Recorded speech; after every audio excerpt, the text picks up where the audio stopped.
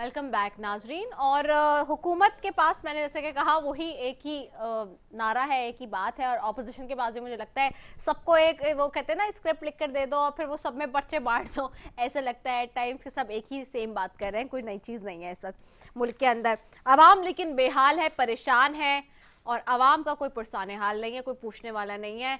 बाकी सबके जुमले और बातें वही सेम हैं। बहरहाल जी, चलती हूँ। इस वक्त ज्वाइन कर रहे हैं जी हमें मुस्लिम लीग नून से सिद्दीकुल फारूक साहब हैं, सीनियर रहनुमा हैं जी, मरकजी रहनुमा है मुस्लिम लीग नून के। उनकी तरफ जाती हूँ। बहुत शुक्रिया सिद्दीकुल फारूक साहब फॉर ज्वाइनिंग अस।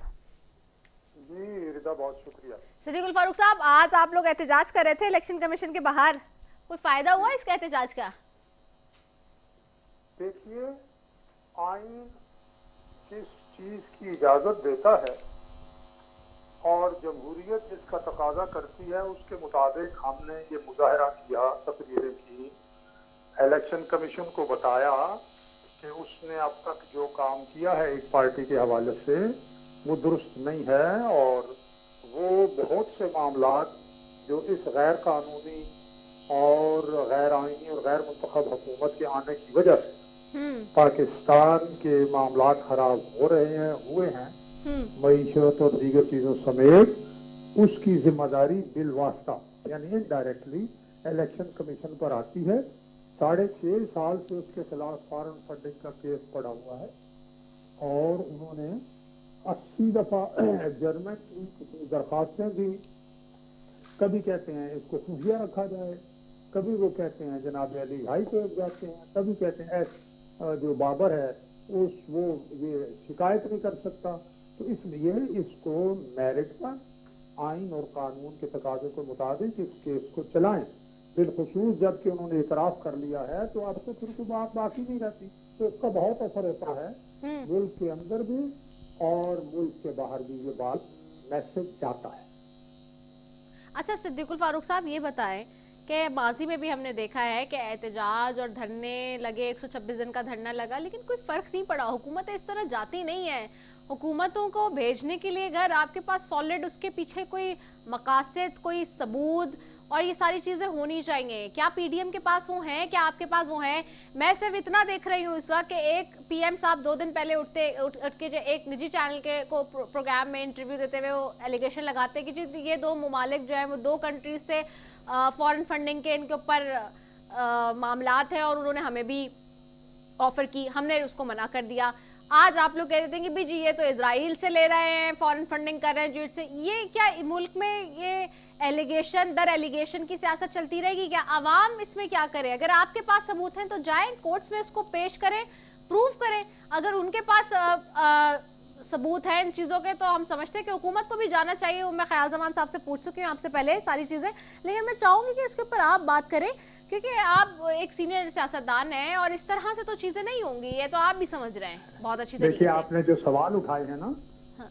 पहली बात तो ये है कि एतराफ कर चुकी है पीटीआई की क़यादत समेत इमरान खान की कि जी अगर बाहर कोई गैर कानूनी फंड ले लिए हैं तो हमने नहीं लिए, हमने जो नुमाइंदे रिप्रेजेंटेटिव थे उन्होंने दिए, और अब हमने हटा दिया है। और ये जो नुमाइंदे हैं ये पीटीआई के मुकर्रर करदा और पीटीआई के ओहदेदार हैं, और फिर पाकिस्तान में वो आए तो उन्हें ओहदे भी दिए गए। अब ये एतराफ जो है, अगर ये इन्होंने गैर मुल्की या इजराइल से या भारत से फंड नहीं आए तो ये बार बार दरखास्तें क्यों दे रहे हैं कि इन्हें खुफिया रखा जाए? ये मैं शिबली फराज अभी मैं सुन रहा था थोड़ी देर पहले, ये वजीर इत्तलात है, इन्होंने इस सवाल का कोई जवाब नहीं दिया। एक बहुत बड़े एंकर ने सवाल किया कि आप क्यों खुफिया रखते हैं, वो दाएं बाएं चले गए। तो इसलिए मैं ये कहता हूँ कि सबूत जो हैं वो स्टेट बैंक से आ चुके हैं।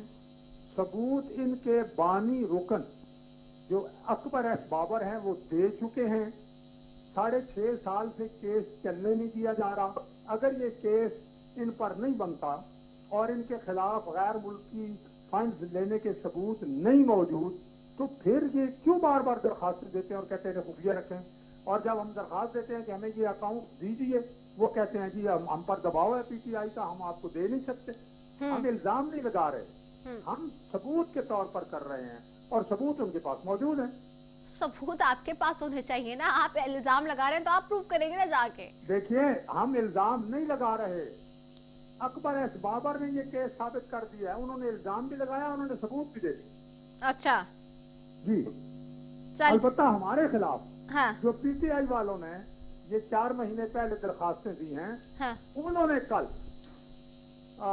इलेक्शन कमीशन के सामने ये जवाब दिया कि जी हमारे पास कोई ठोस सबूत नहीं है। ये पीटीआई के रिप्रेजेंटेटिव ने जो फैसलाबाद से के एमएलए हैं, उन्होंने कहा कि जी हमारे पास तो कोई ठोस सबूत नहीं है। अच्छा अच्छा, बस मुझे लास्टली ये बता दें कि आज का जो एहतजाज हुआ उसमें भी हमने देखा बिलावल साहब मौजूद नहीं थे, मरियम साहिबा और मौलाना फजल रहमान साहब थे। बहरहाल क्या फायदा कुछ हुआ है? और हुकूमत तो कह रही है 2000 लोग भी नहीं लाए आप, अगर इसी तरह से करना है तो करें, most welcome, we have no problem and issue with it. अच्छा, आप फिर ऐसा करें ना, आप टीवी स्क्रीन पे दिखा दें वो कितने लोग थे। आप अगर हाँ वो हमने दिखाया पूरा दिन आज। हाँ नहीं, अगर हुकूमत के अंदर ऐसे लोग हैं जो खुदा न खास्ता अंधे हैं या बेवकूफ और पागल हैं, जिन्हें इतना बड़ा इज्तिमा, फवाद चौधरी को 1000-1200 आदमी नजर आ रहे हैं, वजीर दाखिला को 2000 आदमी नजर आ रहे हैं, तो इन लोगों की अकल पे मातम ना किया जाए, इनकी किसी बात का कोई एतबार करेगा?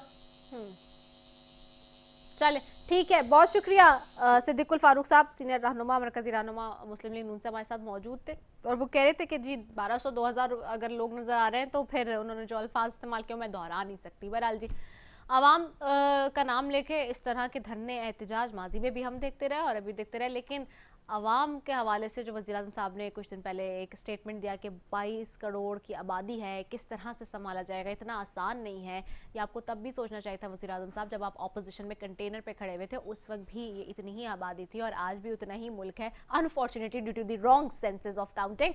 तो बहरहाल जी, ये भी आपको सोचना चाहिए, इस पर भी आपको तवज्जो करनी चाहिए और परेशानी जाहिर करनी चाहिए कि आखिरकार कितना गंभीर मामला है कि जिस मुल्क की आबादी सही से नहीं काउंट की जा सके तो फिर उस पर आगे क्या बहस की जाए किसी भी मामले पे।